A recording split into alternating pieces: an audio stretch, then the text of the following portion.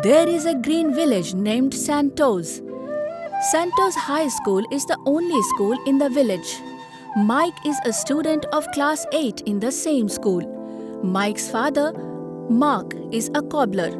If anyone's shoe slipper gets torn in the whole village, it is Mark's job to fix it and polish it.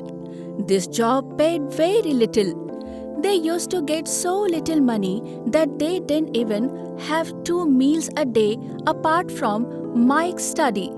Mark's wife Rebecca does all the household chores and never complains even after suffering so much. Both have only one dream: to make Mike a good person by being well educated. Mike has only one torn old shoe that it wears to school. His father has stitched the shoes so many times that there is no place for the needle to go through. That's why Mark cries out to God. Oh God, how many more miseries are there to see? I always work honestly in any weather, rain or storm. I fix everyone's shoes, and today my only son does not have good shoes to wear. Let alone shoes, I can't even feed him properly. There is no money in hand this month. How many more days, God? Have mercy on us, Lord. We can't stand it anymore, God. Please listen to us. Please, God. Mark prays to God and goes to work with stale bread and jaggery given by Rebecca. One fine day, Mike goes to school. In the school, everyone was wearing new shoes, but Mike was wearing the same old shoes. John, Joseph, and Ron, 3 naughty boys, were from the same class. They were all sons of rich people. John's father was head of the village. Making fun of Mike, they all tease him. Hey Mike, you have come wearing torn shoes even during festivals? How old are your shoes? Mark Cobbler make torn shoes. After listening to them, Mike gets sad. When those 3 boys were making fun of Mike, Sir entered the class and started scolding them. He shouted loudly at them. John, Joseph, Ron, all 3 of you have become very naughty. Stop bullying Mike. Go and sit at your place. All of them were so angry and go to their seats.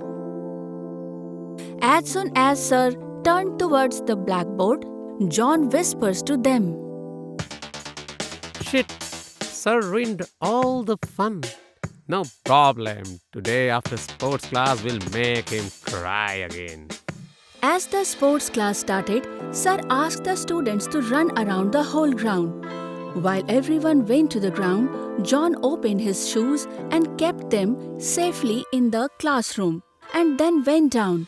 Sir says to John, Mike, can't let you run barefoot like this every day. How many times I have told you? But sir, we are very poor. Please allow for a few more days. After that, maybe Dad will make some arrangements. Knowing his situation, Sir took a deep breath and granted his request. Mike started running.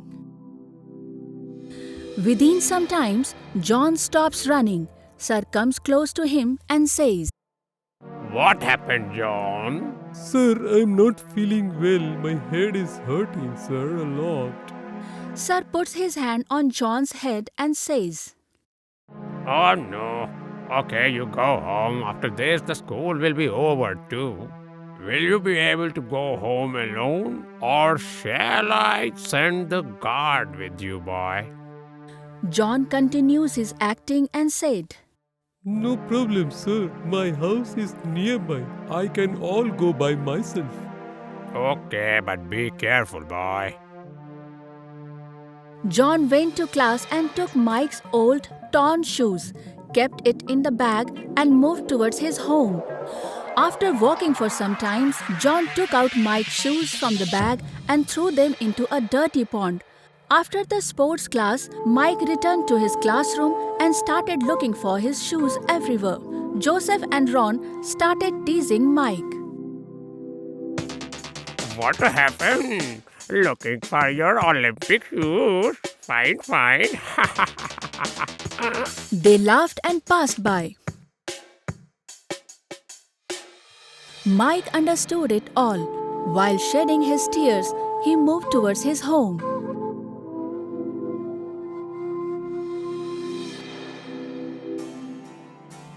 He started walking barefoot towards the dense forest, which is located at the end of the village. After walking for a long time, he got tired and sat under an old banyan tree. His feet started to pain after walking bare feet for so long. It even started to bleed. The banyan tree was magical. It could speak. After seeing Mike crying, the magical banyan tree asked Mike in his husky voice, What happened, son? Why are you crying? Mike was amazed and shocked listening from the tree. He stared at the tree and noticed that there was pleasant smile on its face. The banyan tree asked again, What happened, son? Why are you crying? It hurts to see you cry, boy. Mike answered while crying, We are very poor. My father works as a cobbler, but the earnings is not sufficient. My father makes very good shoes, but we don't have enough money to open a new shop. I only had one old tattered shoes, but today some naughty boys from school stole my shoes and threw them away. Let alone buy new shoes. My father doesn't even have a bit of leather to make new shoes for me. Now tell me, what should I do? If I tell this to my father, he will feel very sad and dejected. I have nothing to do now. I cannot see my father unhappy. The magical tree then said again, Okay, don't worry. Stand in front of my trunk and say the spell 3 times. 1, 2, 3. The square is round. Magic tree, open the door above ground. Now go inside. Keep as much as you can of what you see. But remember, as soon as you go inside, the door will be closed and you will have to chant another spell to open the door again. 1, 2, 3, the round is square. No more thing is required. Now, boy, go inside and get all you want. Okay? Mike shook his head and went close to the tree and 3 times said the spell loudly. Suddenly a door opened.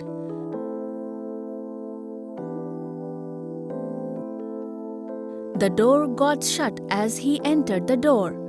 There was gold everywhere he looked. Amidst it, he saw a pair of golden shoes. John moved towards the gold coins and filled his pockets with them. While moving out, he said a spell and the doors opened. After coming out the old banyan tree, he said, Why didn't you take the golden shoe, son? I am not yet qualified to wear the gold shoes. And my father is a cobbler. Now he will be able to open a new shop and make me new shoes for me. The shoes made by my father is more valuable than gold, sir. So I cannot take the gold shoes. Listening to this, the old banyan tree said, I am very happy with your honesty and principle. You come to me whenever you need something. I am always there for you, boy. Mike thanked the tree and moved towards his house. After this, Mike's father opened his own shop. There one could find almost every kind of shoes and designs. Their house became a bit bigger and better. Now they could afford better meals. Mike's father made him dozen of shoes. Those shoes were very unique and amazing. John started to go to school wearing those shoes. Seeing that, John gets very jealous. John becomes very curious to know how could they afford all this.